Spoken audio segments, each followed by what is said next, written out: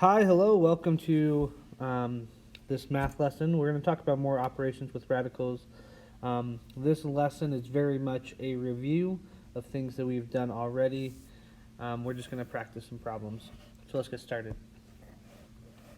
So during this lesson, you're just going to learn how to use the rules of radicals to simplify a radical expression. Like I said, you've used all these rules before. We're just getting some practice in. Okay, so practice number 1. Indicate the index number of the radical. Well, my index number is this number that is found right here in the little nook. So in this case, the index number is 7. Easy peasy. Practice number 2. Simplify the radical expression.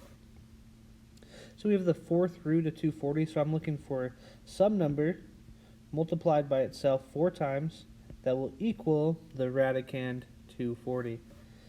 All right, let's make this happen. So what I'm going to try and do is I'm going to try and find the factors of 240. I'm going to say 2 and 120. So you can go 2 and 60, 2 and 30, 2 and 15, 3 and 5. So what I'm really doing here is I'm saying 2 multiplied by 2, multiplied by 2, multiplied by 2, multiplied by 3, multiplied by 5 equals 240. And I come back to this index number. I'm saying, okay, I'm looking for a number multiplied by itself 4 times. Well, 2 is being multiplied by itself 4 times. So I can say 2, 3, and 5 have no way of breaking out of that radical, so I multiply them together. Sorry about that. Okay, so I multiply those together, and they're going to be stuck under this fourth root still. So I can simplify this to 2 fourth roots of 15. All right. Practice number 3, simplify the radical expression. So what we notice is my index number is different, but my radicand is the same. So what I can do is I can rewrite this as 4 raised to the 1/4 power times 4 raised to the 2/3 power. Since my base is the same, I can rewrite this as 4 to the 1/4 plus 2/3. And now I can add my exponents. So I'm going to multiply this by 3 over 3 and 4 over 4. And I get 4 and 3/12 plus 8/12. Okay. Step 4 here. We now have 4 and 11/12. I can rewrite this as the 12th root of 4 raised to the 11th power. Nothing's going to simplify there, so we are good. Okay, practice number 4. Find the area of a rectangle. Okay, so let's just draw a rectangle.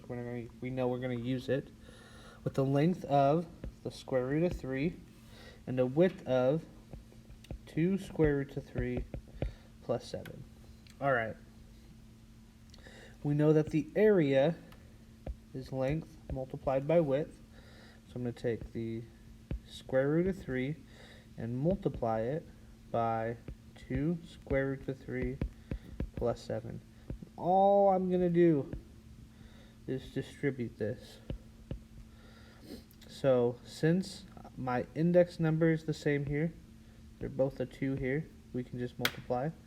So 2 square roots of 9 essentially plus 7 square roots of 3. We know what the square root of 9 is. It's 3. So 2 times 3 is 6 plus 7 square roots of 3. There is my answer. Okay, simplify the radical expression. Notice my index number and my exponent are the same. So they will cancel out. I'm just left with 13x. Easy as that. All right, simplify the radical expression. My guess here is that I have a perfect square trinomial. So what I'm going to do is the first step. So I'm going to take the square root of this first term, 4x squared, and we get 2x. Next, I'm going to take the square root of this second term, square root of 49, which is 7. My third step, I'm going to multiply those two together, which equals 14x. Then I double that 2 times 14x. It equals 28x, as long as this number equals, I know this is a perfect square trinomial, so I can say that this factors to be 2x, which we got from right here. Since this is a plus, I know it's plus 7, which we got from right here, squared. Okay, now what I can say is, because my index number and that exponent are the same, they cancel out, and I'm left with 2x plus 7. There is my answer. All right. Warning, big flashing warning. Be careful of problems that look like this one, the square root of x squared plus 9. A lot of the time what I see students doing is they say, oh, those are both perfect squares. It must be x plus 3 simplified. You absolutely can't do that. The only time I could do something like this is if I had parentheses around it and the entire thing was being squared, and that would simplify to be x squared plus 9 anyways. So be really careful when I take the square root of something. It has to be something that is being multiplied. I can't, if I have this plus sign or a minus sign, I can't do anything. I'm not able to do each of them individually, only when they're being multiplied. Okay, so simplify the radical expression. In this case, this radical, everything's being multiplied. I can take the cubed root of each of these separately. So I'm just going to rewrite this out the long way. I have x 4 times. I have y 6 times. 2, 3, 4, 5, and 6, and 2 z's. Okay, I'm looking for a number multiplied by itself 3 times. Well, x is being multiplied by itself 3 times. Y is being multiplied 3 times. Another y is being multiplied by 3 times, and z. Okay, so I can take an x out. I can take 2 y's out, and no z's. And I'm left with the cubed root of that x and those 2 z's. There's my simplified form. All right, if you have any questions about this, please come and talk to me, one of our fantastic tutors, and we'd be happy to help you. Have a great day. Take